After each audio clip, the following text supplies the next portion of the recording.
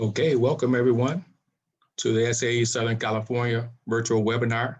This evening, we'll be celebrating the first half century of plug-in hybrid electric vehicles, an evening with Dr. Frank. We also have a special guest moderator, Ms. Chelsea Sexton. But before we get started, I'd like to take care of a few housekeeping rules. We'd like to invite you to follow us at our SAE Southern California YouTube channel. Just subscribe and Google SAE Southern California YouTube. And we also have www.saesocal.org, which you can find more information on the section and how to become a member if desired. So without further ado, I'd like to introduce our first speaker. She's been an EV advocate for the last 20 years. She was a co-founder of Plug-in America. She was also a member of GM's EV1 program team. She's directed Automotive X Prize. She's also been featured in the Sony Pictures film, Who Killed My EV? So without further ado, I'd like to introduce Ms. Chelsea Sexton. Way too kind. And I would like to thank SAE for being amenable to my little pitch when I basically came to them in a frenzy of enthusiasm and said, we should do an event about plug-in hybrids and Dr. Frank. And they all gamely went, yeah, okay, sure. We think this would be fun.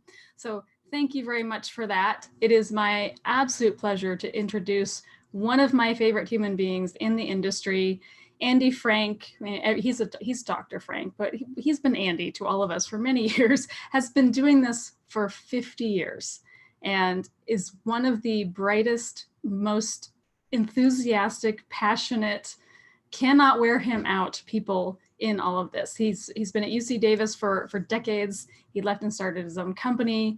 We were just joking because in theory, he's retired 2, 3, 4 times, and having just passed his 87th birthday, happy birthday, Andy, you cannot slow him down, which is much to the benefit of all of us.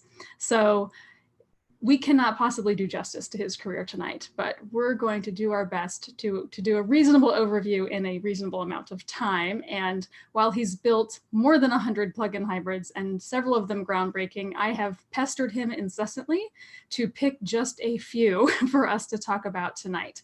So with that, I'm going to put him right on the spot and get into screen sharing mode. And ask him to start with what I love, your hot rod, performance enthusiasm at growing up as a Pasadena high schooler, and how you went from that to this, and are they mutually exclusive?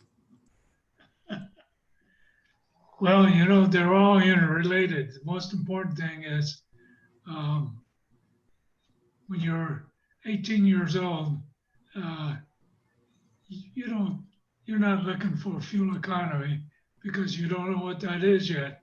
What you're looking for is performance. And that means you want to make whatever kind of car that you have sitting in the garage, make it do better, make it go faster. And most importantly, I have no problem with that, by the way. Most importantly, make it look cool. Yes, for sure. That's the most important thing. By the way, my cars never looked this cool. Yes, but the instant you saw it on screen right before we went live, you knew exactly what it was. It's at the Pasadena Rose Bowl, which is where you grew up. It seemed fairly appropriate. And so you went from that to this. The Urban City Car Challenge, your first vehicle that you picked out as iconic in your trajectory. Tell me about that. 1971, yeah. 1971, the U.S. Department of Transportation had what they call an urban car contest. The objective was to build a super fuel efficient car. Remember in 1971, the average car got, I think, 12 miles per gallon.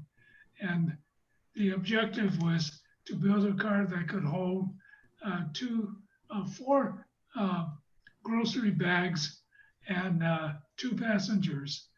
And that was the urban car, and had to be super fuel efficient, super safe, which meant it had to have a 5 mile per hour bumper. And they tested these cars with by pushing them at 5 miles per hour into a brick wall. so Not much fancier what they do today. that's right. So I had these big bumpers in the front and the back were designed with special foam rubber, which work great at 70-degree temperatures. I don't know how they worked at below zero, but Right. that's Yeah. another I mean, this picture is in Milford. This is the GM Proving Grounds Black Lake. So it looks colder than it probably was. That's right. That Black Lake, when it rained, it became the so-called Black Lake. In any case, this particular car had a Wonko engine running on propane that powered a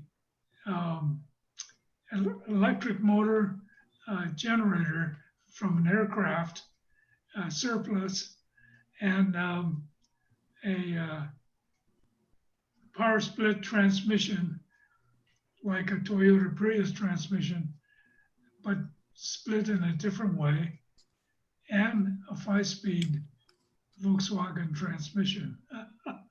And lead acid batteries. Yeah, and then the batteries were lead acid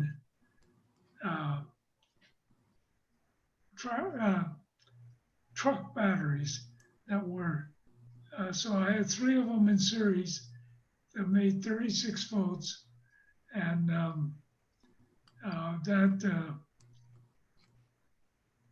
that was the battery pack. And the battery pack, those lead acid batteries weighed over 450 pounds. Wow. And all of that stuff was jammed into this little body. Right.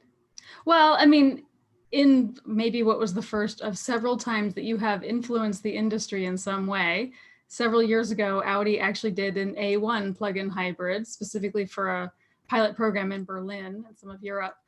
And it had a Wankel engine. So I think, you know, this is one of your first little nudges to everybody going, pay attention. And from there, you moved on to some of the other larger, more well-known collegiate competitions. And you picked out the Jewel, a 1996 Ford Taurus, as the next inflection point of your technology development.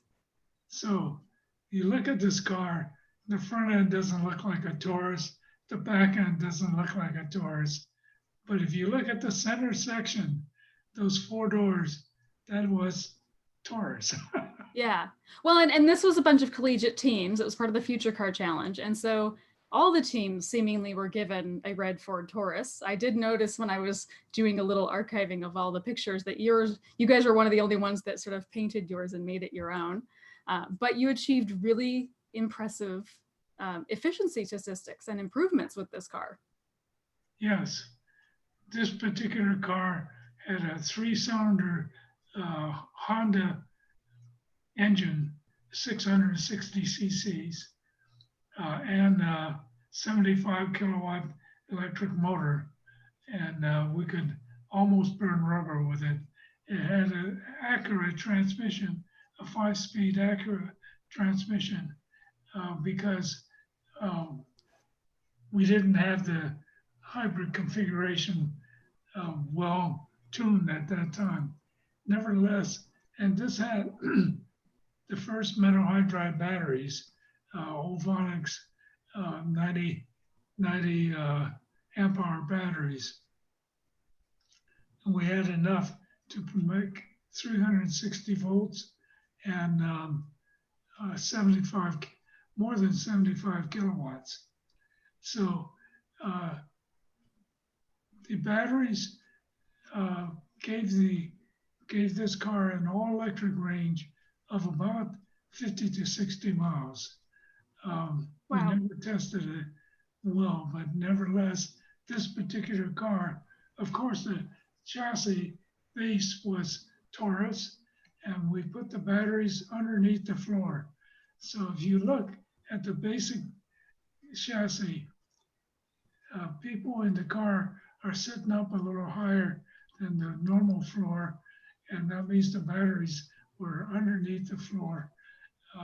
Anyway, so we had a lot of modifications to make this work. Yeah, sure. Some of us smaller people wouldn't find that a disadvantage at all. Yeah. A little bit of a booster seat. However, And you actually, I mean, you in your notes, because you do, in fairness, if anyone can track down one of Andy's longer form presentations, he gets much more into the weeds on all of this in really good ways.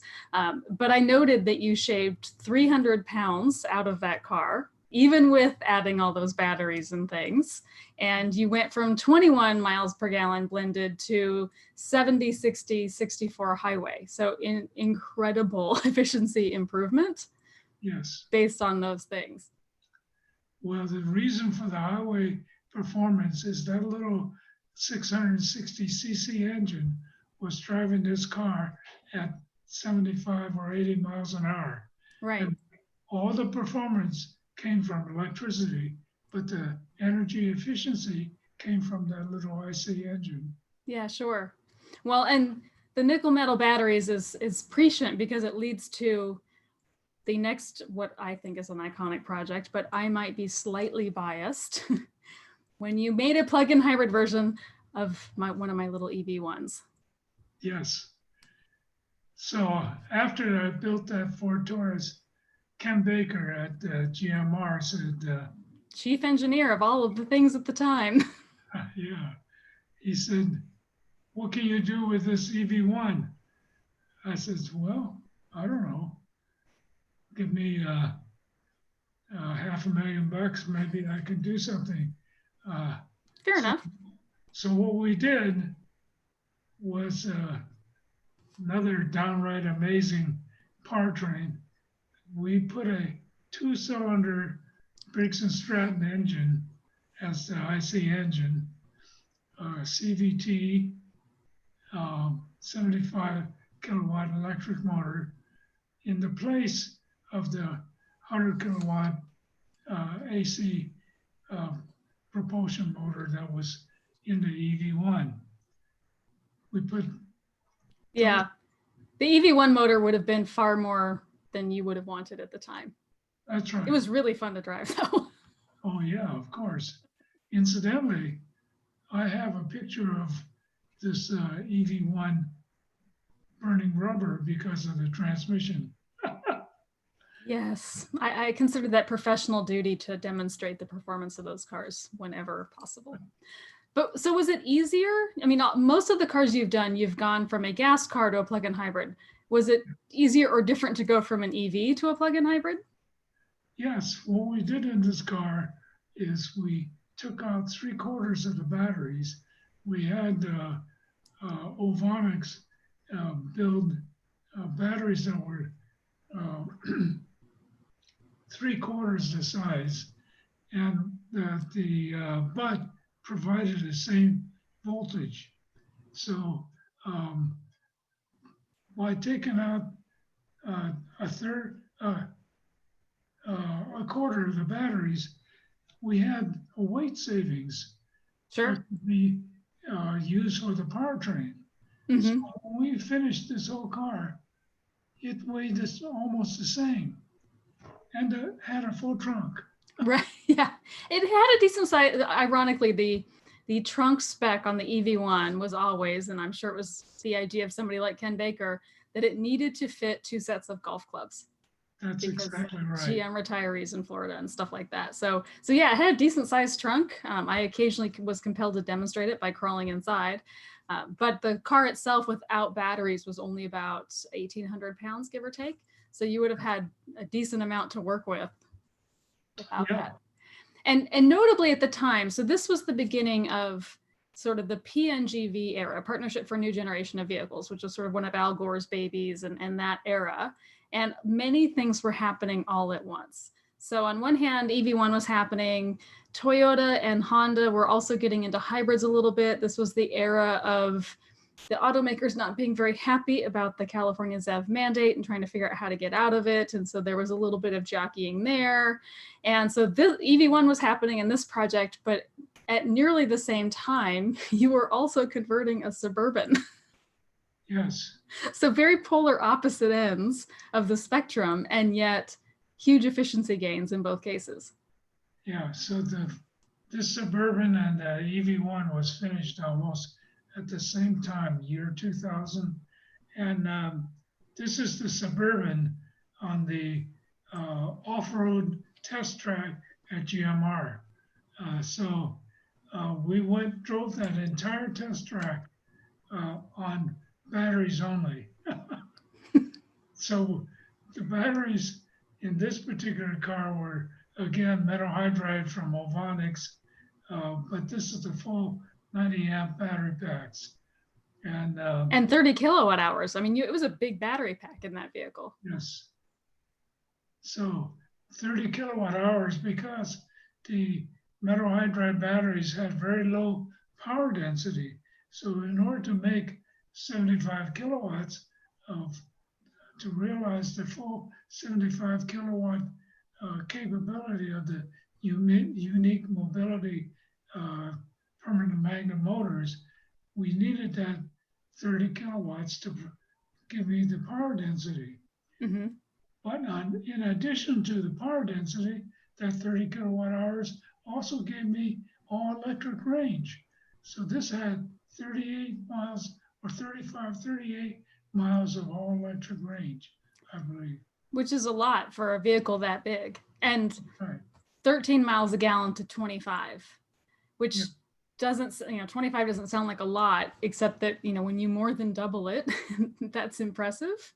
And no, but interestingly, the combination of these two vehicles changed GM's strategy at the time, because I remember very distinctly that, post EV, EV1 was still happening, but it became the official position of General Motors and all of us running around with the EV1 that the thing that would follow battery electric EV1s would be plug-in hybrids, not hydrogen. That would come down the road, but the immediate next thing from EVs back in the late 90s was meant to be plug-in hybrids, and very specifically SUV and truck plug-in hybrids. And based on that exact logic, that it made more sense to take, a vehicle that got 13 miles a gallon and making it 25 or even 18, whatever, what seemed like a very small efficiency gain in a vehicle of that size made more sense than to take a Honda or some small car and take it from 30 to 40 miles per gallon. So again, your projects very directly, whether obviously to you or not, impacted their overall strategy. And we did see it carry forward a little bit in regular hybrids. Unfortunately, the plug-in hybrids didn't happen back then, but a little bit later down the road.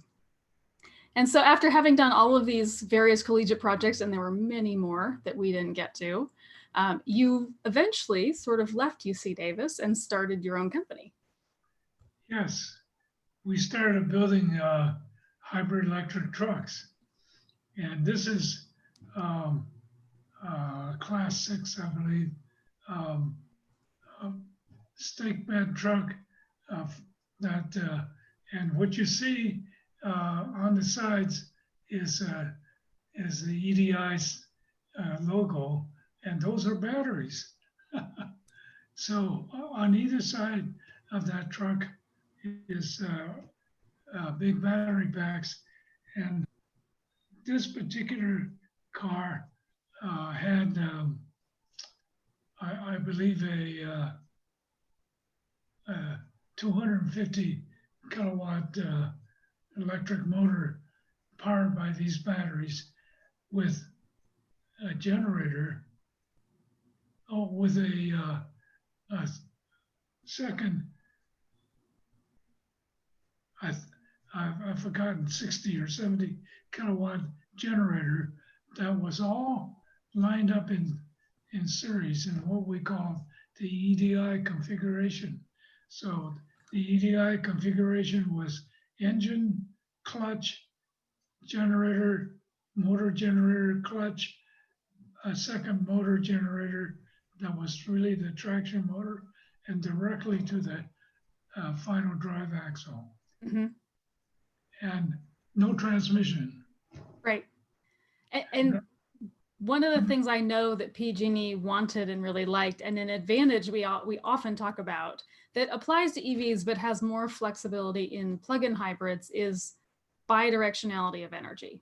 And the fact that, you know, yes, we talk about vehicle to grid, but vehicle to grid really means a few things, including vehicle to home or building that really never really goes to the grid, but also just emergency response power output on a site. And the fact that vehicles could do this was one of the things that that PG&E really wanted in these trucks. Yes.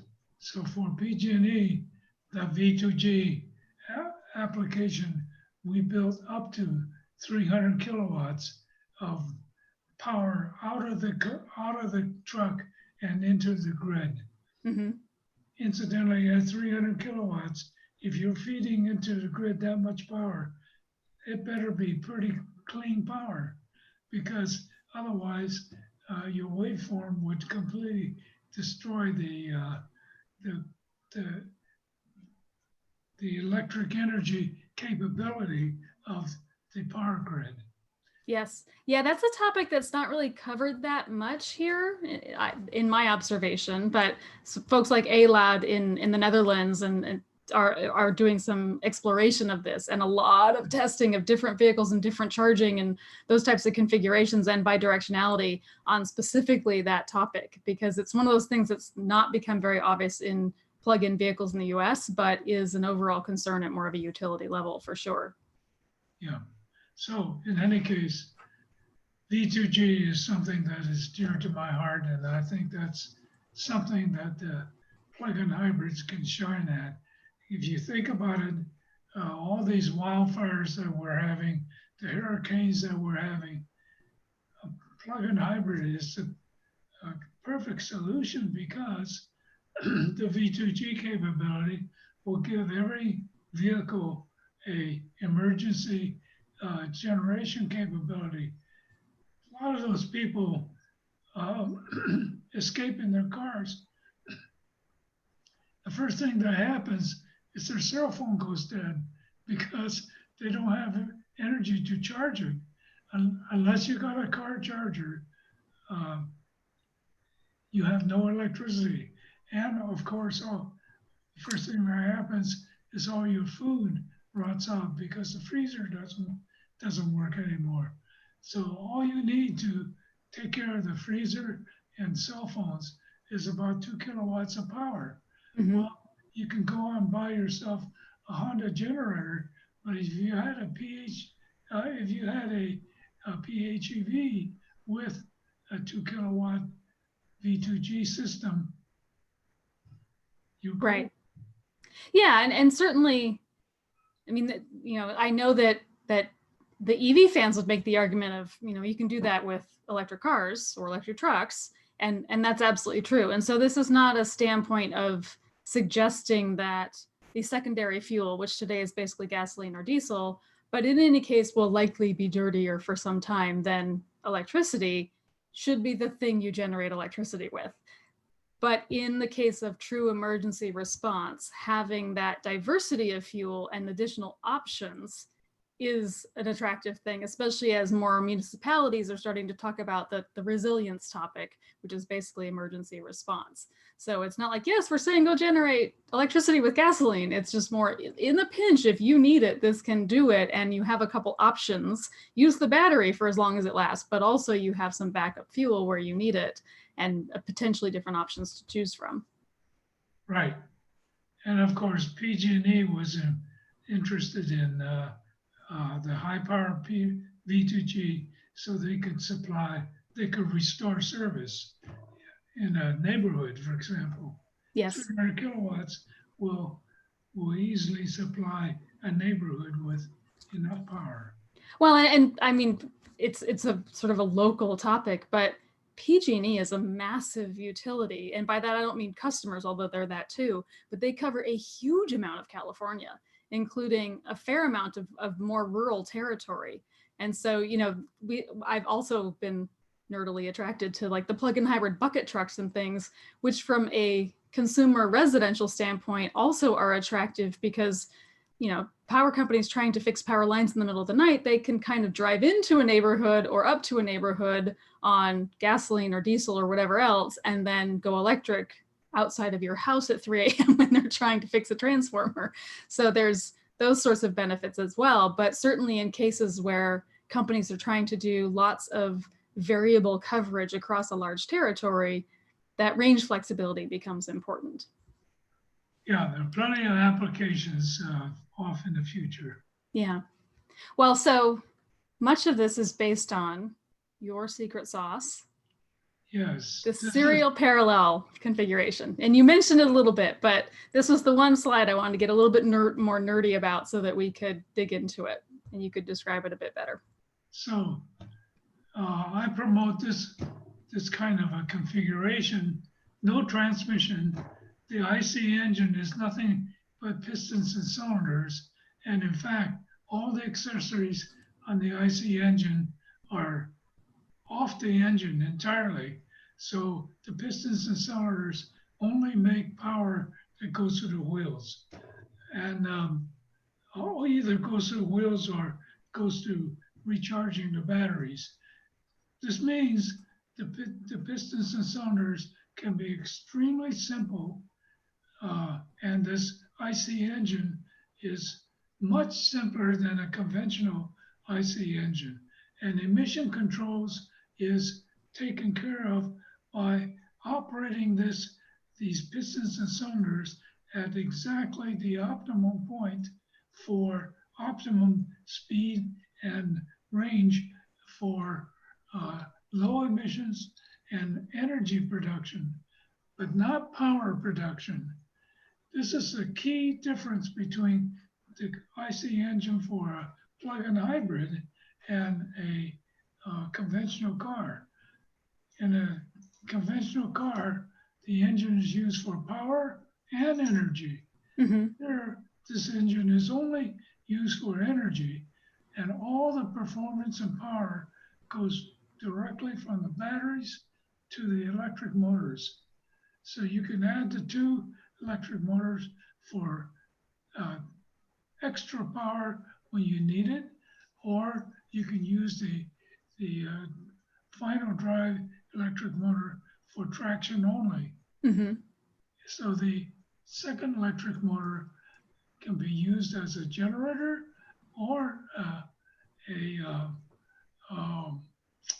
either a generator or traction, depending on what is needed at the moment.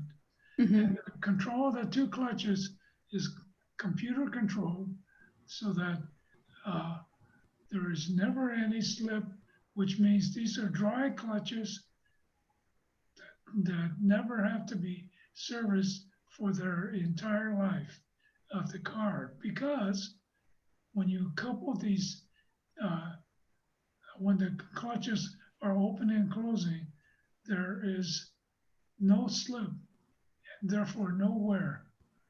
Right. Well, and I remember that for years, both in hybrids too, but certainly in sort of the early plug-in hybrid conversations of this generation of EVs, which started 10 or so years ago, a few more if you add development time, like this, the whole series versus parallel camp was basically a holy war.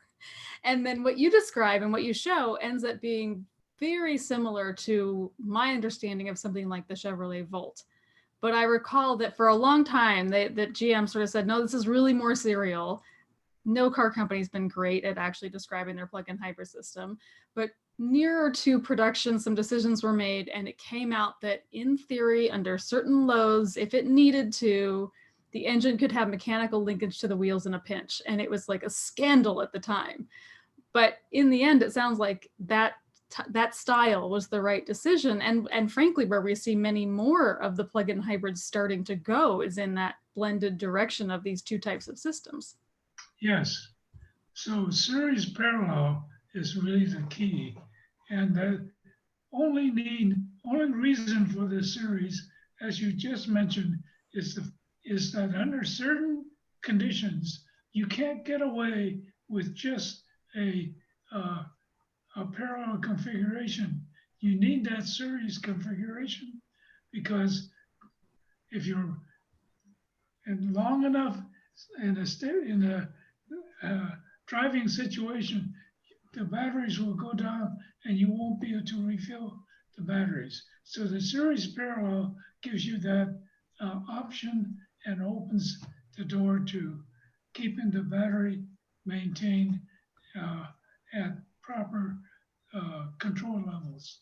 Yeah, sure. Well, and from a driver standpoint, consumer standpoint, and frankly, the same would be true in fleets as much as retail, the driving experience varies a little bit. So serial is useful for that, off the line when you need it kind of thing, but it also provides more of an EV experience, which has been demonstrated to be more valued. And when you're paying a premium for a car, there's been a difference in purchase enthusiasm, but also plug-in behavior between something like, say, the original plug-in Prius, which was much more parallel, less electrified, but also much more parallel. So you didn't have to put your foot into it very far before the gas engine would come on, versus something like the Volt or some of the newer plug-in hybrids that still have this parallel blend to them, but it's at a higher level. And so the electrification experience is punted to the front a little bit from a driver standpoint, but also to serve this sort of load in a pinch kind of standpoint. So for somebody like me who is not an engineer, as much as I appreciate that Andy always indulges me in these nerdy conversations and pretends otherwise,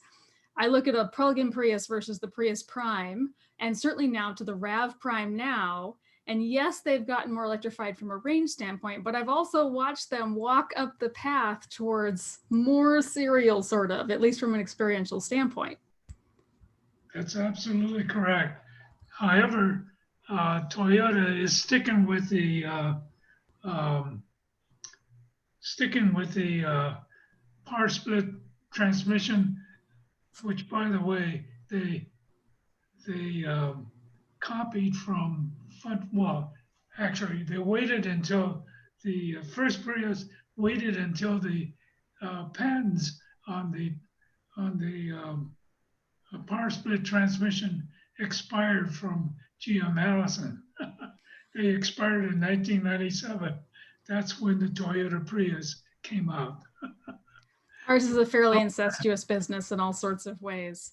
Yes. So I see lots of questions coming in, and I want to make sure we leave ample time for that, because that's often the most fun, and it puts some responsibility on all of you watching that this will remain as interesting as you make it.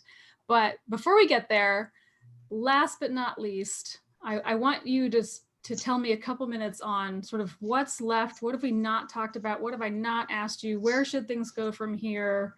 What are the big pieces that we've not yet covered?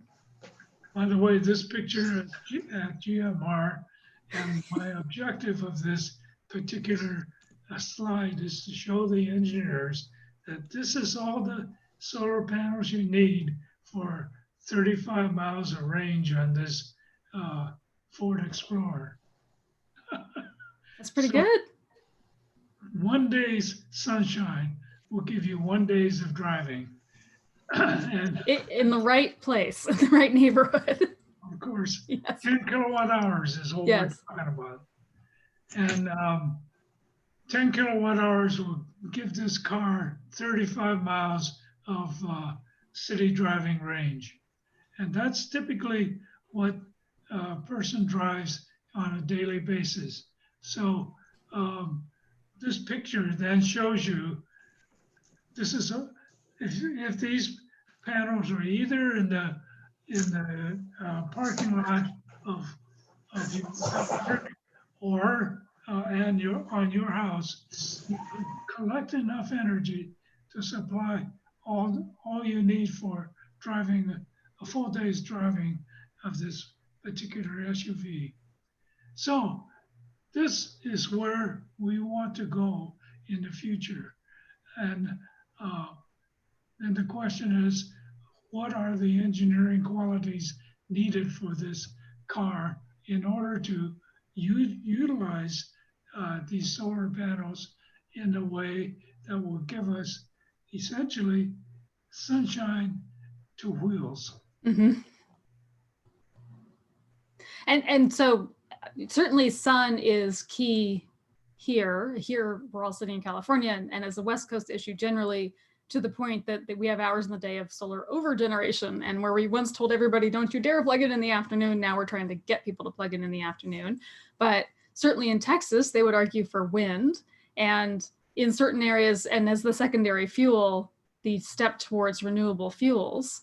So solar is great, but it also seems like we need to walk towards all of the solutions toward cleaner fuels on both sides of the propulsion system. Absolutely. So the best solution is the plug-in hybrid, because it can collect solar if the sun doesn't shine, or it can collect wind. Yeah. It doesn't matter. Or it can collect hydro. Right. Whatever's available will go into the batteries, and all you need is 10 kilowatt hours a day. So do you foresee a time when something like hydrogen is the secondary fuel in a plug-in hybrid, as opposed to forcing pure fuel cells? Hydrogen, on the way to hydrogen, could be natural gas. So what we need is something that will supply energy to the wheels, not power, but energy to the wheels from multiple sources of energy. And that kind of flexibility can be achieved with a plug-in hybrid. And if you run out of electric energy, you've still got internal combustion engine energy. Mm-hmm. The liquid fuel is still capable of powering this car, because it always is the backup. Right.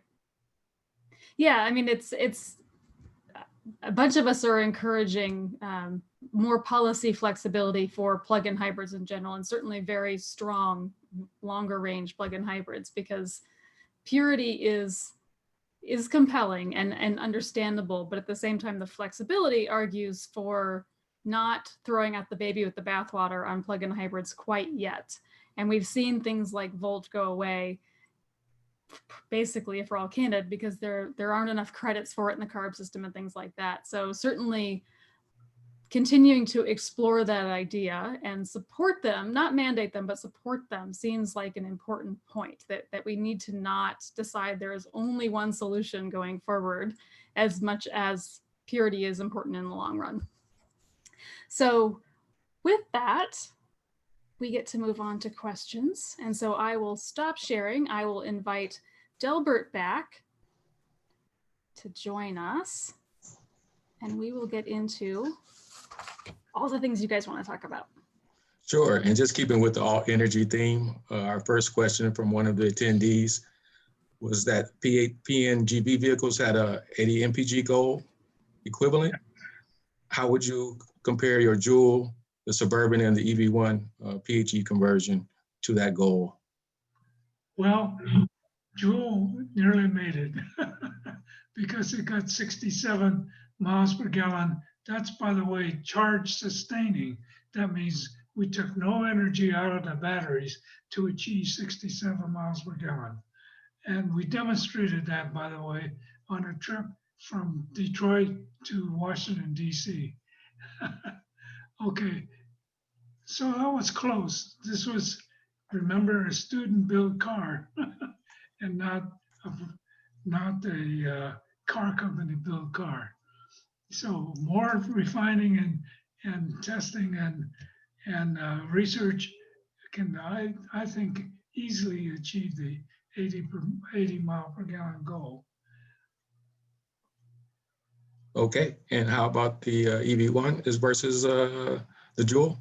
Oh, the EV1, that was that car in our conversion had an 80 mile all electric range, and it was a plug-in hybrid that had that could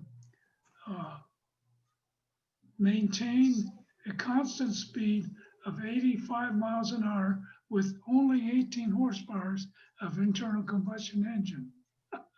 That car was governed at 80, so I'm impressed you got it to 85. I won't say what I got it to on a good downhill one day, but I will say that the engineers told me to never again. Wow. Wow. I drove an EV1 for a long time, and I went on a very long extended trip, and that car was amazing. If you ran out of energy, the way you could maintain energy was simply get behind a truck. Yes, drafting was a particular sport. Oh, that car drafted like I could. Oh, it was amazing. Anyway, that's Luckily, this was the pre-cell phone video and all sorts of other things that could have gotten some of us in a lot of trouble. well. Nevertheless, the EV1 was a great car, no doubt about it. Okay, moving on to the next question. They wanted you to comment on the relative ease and efficiency of getting good regen from induction versus permanent magnet motors. And before you answer, Andy, let me give a shout out to Hobbit, who is one of the OG hybrid fans in Madison, Wisconsin area, where Hybrid Fest took place for years, sort of ground zero for enthusiasm on these technologies. Well, yeah, Madison, Wisconsin was where we built the very first Wonko engine hybrid electric car. Yeah, you have roots there. Yes. So when I left Madison, Wisconsin and UC Davis were big rivals. As it should be. Yes. So regen from induction versus permanent magnet. Right. Well, permanent magnet has the problem is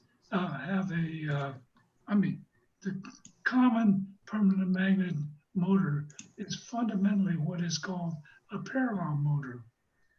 And if you design an electric motor to be series, you have what is known as a constant power motor. And to avoid needing a transmission, a constant power motor is the right kind of electric motor design. Well, it's hard to do with a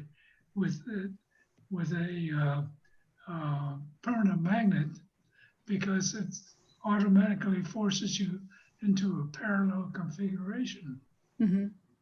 So one way they do it with a permanent magnet motor is they extend the speed range of operation of a permanent magnet motor. But all of a sudden you're going out to 18,000 RPM. But this means in order to cover the range you need for torque and speed, you have to have a very wide range electric motor. You can do it with a permanent magnet, but you gotta design that motor to cover a wide speed range. If you do it with a series motor, it can be a much narrower speed range, but you would have a much higher torque range. And that's what starter motors are, essentially. The question is, how do you make that efficient on both generation and regeneration, or generating and motoring? And that's electric motor design. So it can be done. Some of the new TM4, for example, has a very nice permanent magnet series motor, series combination. They've messed around with designing an electric motor to give you that kind of capability. And that design capability is something that needs to be done more with industry. Mm-hmm. We're not done yet. Well, you will never be done. I count on that, by the way. Okay, the attendees would like to know how many patents do you have and what kind of patents? Well, I don't know. I think I have about 50 patents or so, but nowhere near Thomas Edison's. I think he had over 1,000 patents, but he had a whole team working for him. So my patents could, about 2/3 of them are on electric motor, on hybrid configurations and hybrid control. And so if we back up and think about the hybrid system, it's all about battery management. So we're trying to manage a battery with the internal combustion engine and electric generation and regeneration. So the question is, how do you design the electric motor internal combustion engine to cover all possible driving conditions and maintain that battery pack over the life of the car? Because as the batteries deteriorate and age, the conditions change. And you have to manage the batteries. You have to continue to manage the batteries regardless of the state of charge of the batteries. Well, and you ultimately, I mean, many of your patents you developed at UC Davis, which enabled Efficient Drivetrains Incorporated, which you eventually sold to Cummins. Is Cummins carrying on your work? Well, they have the patents. Whether they carry it on, that's another thing. So that seems very diplomatically said. So they have the patents. The question is whether they fully understand what is in those patents. My suspicion is it's going to take another 10 years. I'm sure you're available for a consulting fee. small fee. I'll be your agent. But they better hurry. So Andy, looking at the marketplace, it seems like consumers, due to range anxiety, are favoring PHEVs, but the OEMs have been pushing BEVs. So do you have any thoughts on how we could better align the consumer with the OEMs to improve early adoption? Excuse me, that was my daughter trying to call me. I forgot to tell her that I have the seminar going. Anyway, she's pestering me. That's what daughters do. So, can you rephrase? Sure. How do we get, I think we can cover this together. Drivers, because of range anxiety, often want to start with a plug-in hybrid, whether or not they ever move on to an EV. But automakers, especially in the light duty space, have tended to dismiss plug-in hybrids because they think the market doesn't want them, and or the credit system doesn't really encourage plug-in hybrids as much. How do we get automakers to see what the market wants? Yes. Exactly. Now, here's the way I see it is the problem with plug-in hybrids is that the rules that govern that the regulators have set out have discouraged the use of the plug-in hybrid. For example, they're giving incentives to plug-in hybrids based on the all-electric range. What they should be doing is giving an incentive to the plug-in hybrid for what it does best, which is to replace or displace gasoline. In other words, the more electric energy you use, the more credits you should obtain for a plug-in hybrid. So if you incentivize the plug-in hybrid that way, and how would you do that, incidentally? If you just simply look at the OBD record at the end of the year, and every plug-in hybrid's OBD will tell you how much gasoline it used for the year and how much electric energy it used for the year. All that information is on the OBD. Mm-hmm.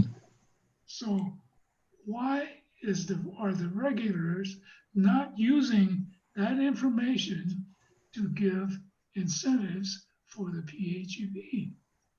Yeah, I mean, that gets slightly more complicated in the retail versus fleet markets and things like that. And in fairness, range is often used as proxy for gasoline displacement.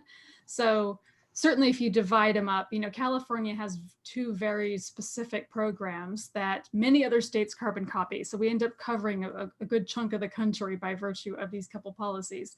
One is the ZEV mandate, which covers light duty up through class 2A. So 8,500 pounds, I guess, is the top limit there, but it's mostly cars, a few light trucks. And then there's the advanced clean trucks rule, which is everything else. And so on the advanced clean car side, and ZEV mandate side, they tend to do more range, which is kind of appropriate as something consumers understand and things like that. There's some range numbers in advanced clean trucks as well, but that's where we as advocates have kind of gotten more involved in compelling reporting or encouraging reporting and those sorts of more nuanced characteristics that fleets are a little bit more challenging to do because you have to sort of impel drivers to plug in and things like that with them. What's been demonstrated on the retail side across the board is that the more electrified the vehicle, the more likely someone is to plug it in because they paid a premium for it in the first place. So there are a couple of models that we didn't see as much plugging in as we would like. There are other models where these have not been issues. If they bought the car, they're plugging it in and we kind of already have an average of gasoline displacement. And so, I think we need to caution against adding too much complexity where it doesn't really provide as much benefit. But across the board, the data says, yeah, sure, we should have some flexibility for plug-in hybrids, but they should be really good plug-in hybrids. They should be the things that Andy's talking about that do focus on longer range, higher efficiency, performance in the vehicles that require it versus being more punitive. Well, that's absolutely correct. And remember, what we have here is technology that is not understood by the general public. They think the plug-in hybrid is a car that can use gasoline or electricity equally. And so therefore, if I buy one of these, I really don't have to plug these things in.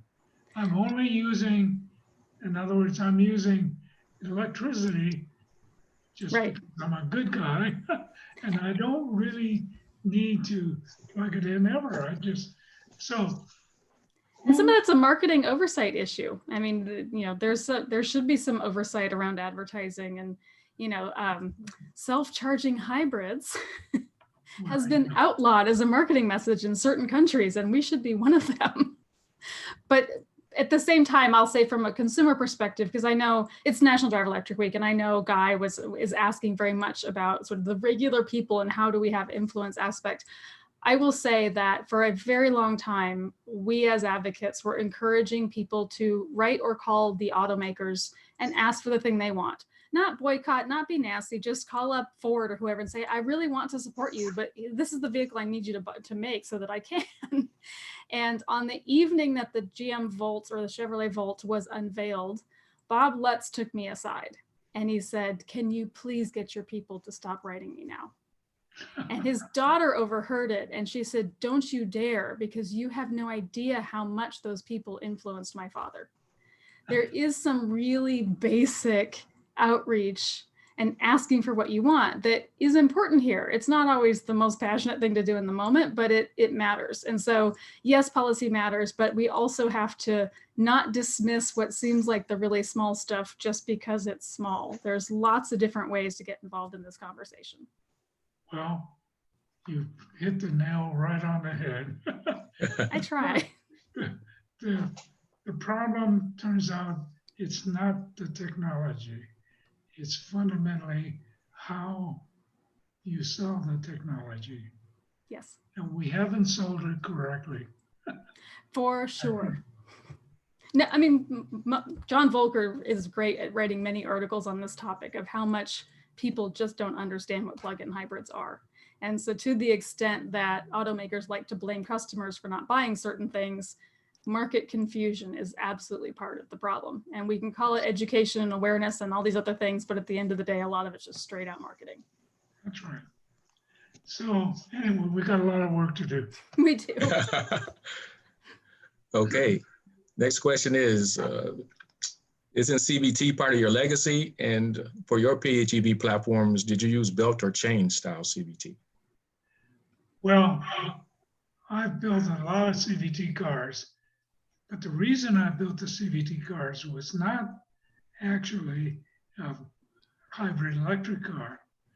It was a flywheel drive car because in 1971, I built that plug-in hybrid, but I realized very quickly that the batteries were the problem. So if you don't have a battery, how are you going to store the energy? Well, a flywheel could do that. The question is, could you build a flywheel light enough? That's the first thing. But how do you get the power in and out of the flywheel? Well, you could hook it to an electric motor and generator. Well, wait a minute, you just transferred energy from inertial to electricity and back to inertial. You're losing every time. So can you do that directly, mechanically, without any electronics at all? So if you had a picture, I built a Ford Pinto with a flywheel, and there was no electronics in it at all. It was all mechanical drive, and that flywheel ran up to 10,000 RPM, and the car would go up to 85 miles an hour. And it had a CVT I built from scratch. But in those days, that was 1974, CVTs were very inefficient. So from then to about 1985, I did research on CVTs in order to bring the efficiency up over 90%. So I built belt and chain CVTs that could transmit the power and the torque and could last the lifetime of the car. Van Dorn was the beginning of CVT work from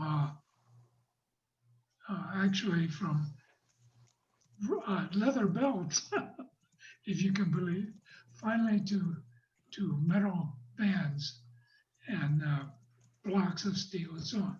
Anyway, the point is, we continue that work and built CVT chains that could transmit up to 500 or 600 kilowatts and be variable over a 5 or 6 to 1 ratio range. But to build a proper CVT for flywheel, you really needed a 20 to 1 ratio range. Very difficult to do and almost impossible. So I stopped that work because I found that the advent of lithium ion and electric motors, we could avoid using a transmission at all. And as I mentioned, if you design the electric motor correctly, you don't need a transmission. So what good is a CVT? I don't need it anymore. So I've superseded my own technology development. Well, these things happen over the course of 50 years. Exactly. Yes. So which OEM would you say is leading this technical space in regards to PHE at these times? I've got to say one word. I'm on a conference call. Sorry. No problem. Just to reiterate, the question was, which OEM do you consider a leader in the PHEV space at the moment? I think GM is still the leader, even though they put it on the shelf. GM has more talents. Ford is not too far behind, but I think Ford and GM Ford is locked into some concepts that are not necessarily the real broad thinking required for advanced PHEVs. So I think GM is still the leader. The new RAV Prime seems like it would be kind of up your alley. Yes, don't forget Toyota. Toyota's always humming behind. They need to make more of them. This cap at 5,000 units is not what we'd hope for, but as a current plug-in hybrid offering, it seems fairly respectable. It's a beginning. Yeah. And remember that companies like Toyota, General Motors move slowly. Oh, I know. I worked for one of them once. And with many of them still. Yes. Very slowly. Well, the important thing that they're concerned about, of course, is the bottom line. Are you going to make money on this? Sure. And if you can't make money on it, then why are we doing it? Right. So Right. this is always the bottom line. You have to keep the reason for a big business to exist, and that's make money. Yeah. Exactly. I see a question about, I mean, I mentioned that the CARB programs, but I see a question specifically about the governor's executive order. So I'm going to chime in for just a second and say a lot of this is going to be TBD by those programs, but also Dean Taylor, who's another huge plug-in hybrid advocate and is in the chat and asking questions. He and I did a long conversation specifically about that executive order and sort of what is likely to happen and frankly, what should happen with respect to purity. And so it's on Twitter and Facebook and wherever. Find me, you'll find it. It's on YouTube as well. It's Transport Treehouse and Dean Taylor. So I know we'll run out of time tonight, so I will simply encourage, if you're interested in that topic and a true expert in the space, go find that one as well, or find me and I'll lead you to it. Awesome. Awesome. So actually this next question is for the two of you, and it's from a former 500E as well as a current Volt owner. And his question is, what do you see as the incentive for a vehicle owner for V2G applications? He says, I can understand up to the level of serving as a generator for your own house, but I do not understand why an owner would be interested in backfeeding the grid and finding their car dead in the morning. Well, if you look at the grand picture, ultimately, the PHEV with V2G capability, and I'm not talking high power, I'm talking low power V2G. So that's low power up to level 2, meaning about 6 kilowatts, 6 to 8, 10 kilowatts. That's more than adequate to power your house. So what do you want to power in your house? Maybe the dishwasher, but at least the refrigerator and the lights that you need, and most important, to charge your cell phones. Right, screens, all of our screens. That's right. Yeah, and certainly that, but his question is, all right, fine, you power your own building, but why would you give power back to the grid? And right. Much like solar, much of this will come down to the economic opportunity, and there may be some variation between plug-in hybrids and EVs in that certainly to the extent you use only the battery power for both, you may want to if the economic opportunity is right. Certainly, I do not foresee, and Andy can tell me if he disagrees, I don't foresee people trying to use the secondary fuel side for vehicle to grid energy arbitrage, and neither does that make sense.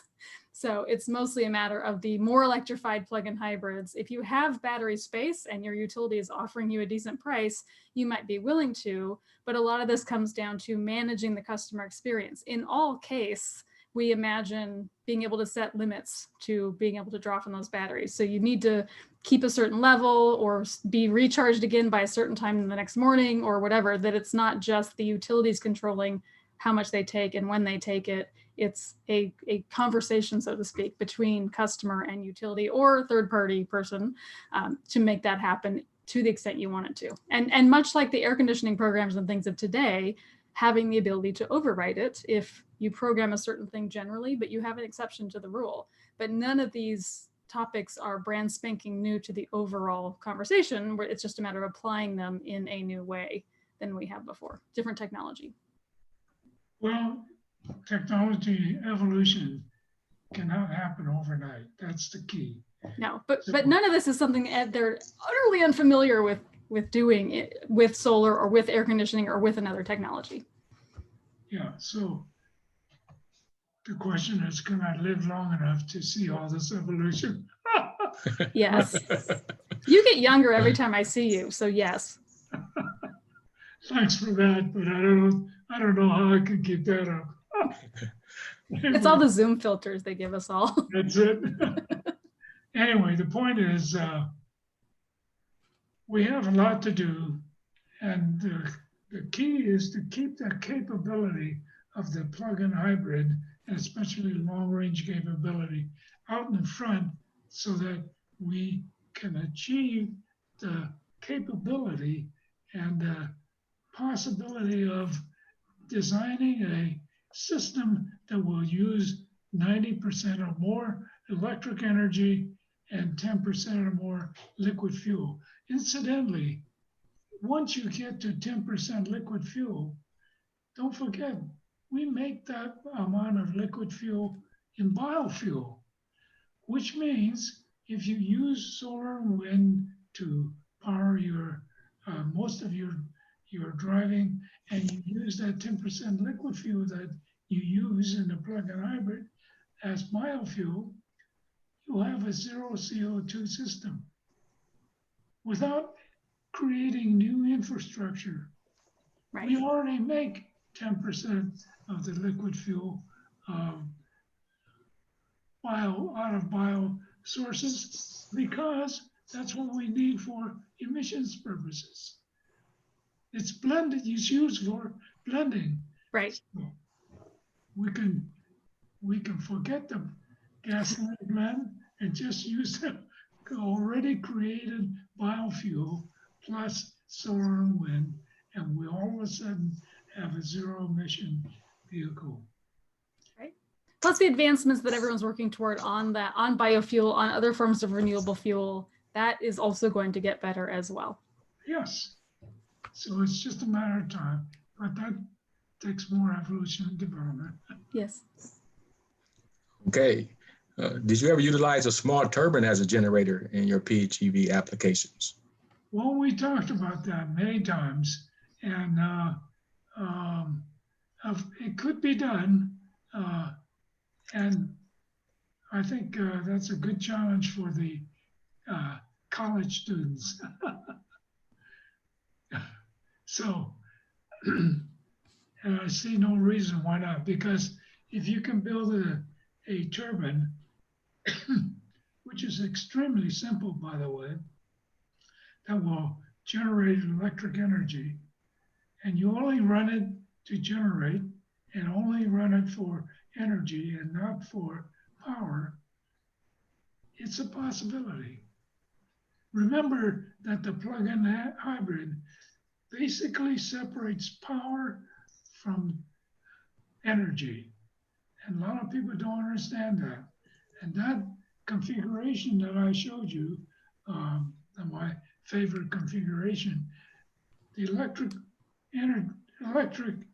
batteries and electric motors are only for power generation. They're not used for energy. They're used for power. The internal combustion engine is what provides the energy. Right.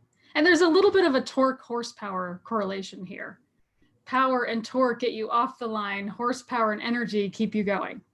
That's right. So the electric motors give you the power and torque, and they will always give you the power and torque that you need, even at high speeds, by the way. Yeah, I mean, unless they're sized appropriately, but that is also overkill in some cases. Of course. So anyway, it's a balance between power and energy, and it has always been that way. Yes. By going to the plug-in hybrid, you can separate energy generation, energy use, and power use. Mm-hmm. If you have a single electric car, that electric motor has to supply both energy and power. And that means there's compromises. By going to the plug-in hybrid, you can separate those two concepts and you can specialize the power generation and specialize the energy generation. And you can have the best of both worlds. Yeah. Although I would suggest that, to be clear, the competition in this case is not plug-in hybrids versus EVs. It is EVs and plug-in hybrids versus everything else, versus keeping people driving just gas cars. It's not a matter of antagonizing the EV side. It's pulling more people along that path so that we can grow this overall electrification market faster than purity will alone. Well, that's the ultimate goal, is to get to that zero emission capability the fastest way and the most expedient way at the lowest cost. Yes. Yeah. And in some cases, certainly in the near to midterm, that might be sort of net carbon neutral or net zero emissions versus pure zero emission at the tailpipe level. That's right. So once again, it boils down to how we regulate. Yes. What are you regulating? And what we ask for. Well, I won't let us as consumers completely off the hook, but oh, well. I challenge everybody. Well, that's good. Somebody has to. I get away with it. Exactly. Someone has to do it. Good job, Chelsea. Likewise. I know you do it too. That's why we're friends. Okay, enough of this self-aggrandizing stuff. But we have a little more time for a few more questions. Sure. The next question was, what happens to the very low emissions of a PHEV that meets 100% ZEV requirements for new cars being sold in California beginning in 2035? Well, that so-called, well, once again, we have an issue with regulations. The question is that zero emission regulation really the correct regulation? In my opinion, it should be zero CO2, zero carbon is the way the regulation should be written. And the criteria emissions already in a plug-in hybrid that's only using 10% liquid fuel and 90% electricity, the criteria emissions is practically nothing already. Here's the issue. The so-called, incidentally, the internal combustion engine that is only used in a plug-in hybrid, that is only used 10% of the time, will last 10 times longer. So that means we could have a PHEV with an internal combustion engine that never has to change the oil and never has to be maintained for the life of the car, 200,000 miles. And we can design that engine today. Okay, and one of the comments from our experts in the attendee list says, from his understanding, CARB already includes PHEVs. So to your point. It does today. And certainly both in the ZEV mandate, I mentioned the advanced clean car side and the advanced clean truck side, plug-in hybrids are allowed at least through 2035 and potentially beyond that. The question of this last announcement becomes, how do those and other programs change in response to this announcement? And all of these things have been a multi-year, multi-decade process. The ZEV mandate just celebrated its 30th anniversary. So these things will continue to play out over the course of many meetings of sausage making and a few years, and still have a couple more reviews before 2035. So it's a nice headline, but the reality may be different. And yet that's kind of the point. It is up to us to get involved and try to make sure to shape the policy in the ways that we think are most appropriate to grow the market. Now, and to be clear, the industry is going to do plenty of its own lobbying as well for similar, but also different reasons. So the notion that we will achieve 100% ZEV by 2035, after all the time in the space on these issues, I'm a little bit skeptical, but also that we need to encourage specific flexibility where it makes sense. Well, goals are always good. I know, I always appeal to pragmatism and I rarely get it, but dang it, I got a ways to catch up to your 50 years, so. No, that's fine. Don't forget that. And I made a lot of mistakes too. Don't worry about that. Yes, but we aspire to your longevity and contribution. You're a good role model. Yeah, well, don't go into making flywheel cars, I don't think. I probably will leave that to others. Speaking of which, Charles, the next question is directed towards you. You mentioned the death of the Volt. Yes. When our attendee said, could you expand on why you think they killed it, since he loves his Gen 2? The Volt is an awesome car, and I have long said that the biggest challenge with it is that many of us on the outside liked it more than GM has appeared to on the inside. I think the inside baseball, only thinly veiled reason is that it didn't get enough carb credits to the extent that plug-in hybrids have been allowed in the ZEV mandate. Generally speaking, the 9-mile plug-in Prius has gotten as much credit as a 53-mile Volt, and that's frustrated a lot of us for a lot of reasons, and doesn't encourage the better ones that we want to see. So I think certainly GM's current messaging is very much all about ZEVs and pure EVs, but I think behind the scenes there's some pragmatism around, hey, if we're not really going to get much credit for it compared to an EV, let's just build fewer EVs and get the same number of credits, even if the long-term path is more EVs, fingers crossed. But that's the inside reason. And the challenge is that as we get into trucks and SUVs and larger vehicles that quite frankly might benefit from a market standpoint from being a plug-in hybrid, the fact that they're discouraged is a problem. I think as much as the Ford F-150 electric is a great idea, I think they'd probably sell more decently electrified plug-in hybrids to that particular market at this particular point in time. And even the option of a variant with reasonable credits for the electrification that it has is worth considering.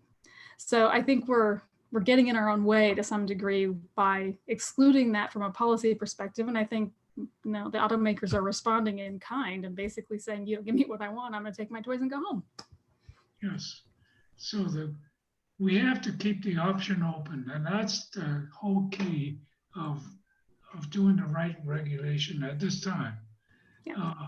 If we lock out technology, we're shooting ourselves in the foot. We don't know what the future will bring. We don't, but it's also up to us to help shape it. And that is what we're doing, is trying to encourage that. This is the point. So our goal is to keep the doors open. So by opening up the doors, I mean, open it to technology that has not been invented yet. Yeah. We don't know what that is. Right. Just because I've done something good doesn't mean that I've solved the problem to the end. There's more. Oh no, we won't let you off that hook. Thanks. Okay, so next question, Andy, putting on your hot rodder hat from back in the day, do you ever think there'll be opportunities to customize or personalize some of these PHEV drivetrains or ZEV or battery electric? Absolutely, yes. This is the key to innovation. Hot rodders, in my opinion, are the guys who create the new images that the car companies will say, hey, we didn't think about that. How come? Look at these guys. Look what they've done. I think the door is open, and the plug-in hybrids and even the pure electric guys.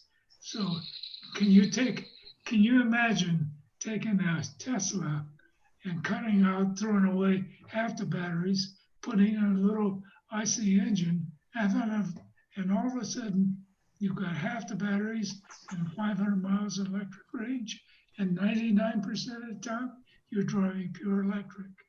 Yeah, and at a less invasive level, that's actually already happening, and more on the Tesla and EV side than plug-in hybrids yet. But the notion of, software and chipping out cars to go faster is absolutely happening, and some of the manufacturers are already having to do battle with customers on warranty issues over this.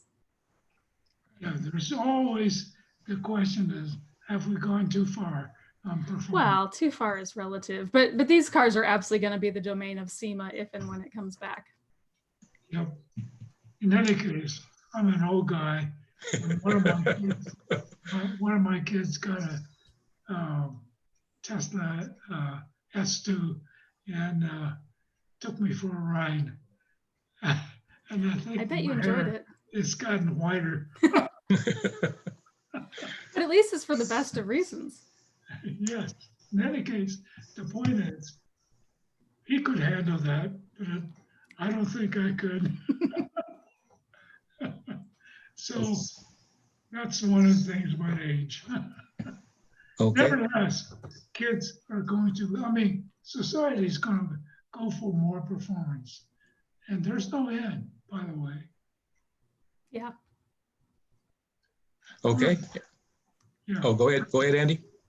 No, I'm just going to quickly say quarter-mile times have always come down, and there's no end to how far they can go.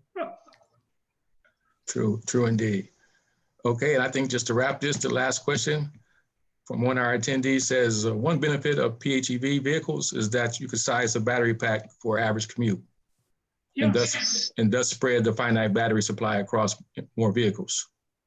Is a two-part, is this still a benefit of PHEV vehicles, or do we have enough potential battery supply for a larger number of BEV vehicles? Well, let's put it this way. We can build 4 to 5 times more long-range plug-in hybrids than pure BEVs. Because if you think about it, the Tesla, even though it has this high performance, 500 miles range, et cetera, only needs 35 miles of range a day on the average, because they're just like anybody else's car. Nobody drives 500 miles every day. They only do that. So this means you're carrying around almost 10 times the batteries that you really need on a daily basis. Right. And a plug-in hybrid will carry only a quarter of that. So this means you can build for the same battery supply, you can build 4, 5 times more PHEVs than you could pure BEVs. And don't forget, quick charge is going to require stationary batteries as well. That's more batteries. Whereas a PHEV never has to be quick charge. There's no reason to, because you got that little internal combustion engine that'll keep you going. So the quick charge for a PHEV is a little bit of gasoline in your tank. Yes, I mean, I think that there's probably some debate on that particular point. As we get to large vehicles, trucks and things can benefit from having that versatility. Certainly cars don't require DC charging, and many trucks don't require it, but they could benefit from it. But yeah, to your point, we could do several times the vehicles, even if we size up. You know, the average commute is probably a little bit too low as a bogey, but certainly even doubling the average commute, we all tend to agree that, you know, there's a point beyond which there's diminishing returns to continued electrification. So whether that's 60, 70, 80, 90 miles of range in a plug-in hybrid depends a little bit on the vehicle, but certainly we want some cushion for the time you want to do some extra errands, but also to account for degradation over time and things like that. So, you know, even CARB's interest is, you know, for at least a 10-year emissions profile and things like that. And we have that interest, even though no one's going to get stuck on the side of the road when their plug-in hybrid battery degrades. But nevertheless, we want to account for that kind of situation and have, you know, more of a used car market foundation and things like that. But certainly that's part of the equation that doesn't get considered, is you can make a really well electrified plug-in hybrid that has much more range than the daily driver needs, but still allows for some cushion, is 90% electric, and still do 3 or 4 of them for every EV we're building today. But that's the whole point. The plug-in hybrid has the capability essentially to be an electric vehicle, but without all the negative sides. the heavyweight and the quick charge needs, and et cetera, et cetera. So there's many things that you can build a better society with a plug-in hybrid than a pure BEV. Well, we'll This is build a what better we need society to- with both. Yeah, okay. Anyway, the point is we got to keep our door open. Don't take our EV away. There is no single car for everybody, gas, electric, or otherwise. And we only shoot ourselves in the foot if we go, yeah, and plug-in hybrids, but no EVs. Like, That's right. don't you take my EV1, Andy? So that's right. That's right. Yeah. Okay. As we bring this to a close, any lasting comments or announcements from either of you, just for the general public? Just from my standpoint, thank you for letting us do this. Thank Andy for being so game. Thank you guys at SAE for being so game. Thank all the viewers for joining and for joining in National Drive Electric Week and joining here specifically, and all the conversation. I see both sides, lots and lots of questions we didn't get to, but were easy to find. So that's all. Thank you. Okay, and I just had a few more SAE announcements.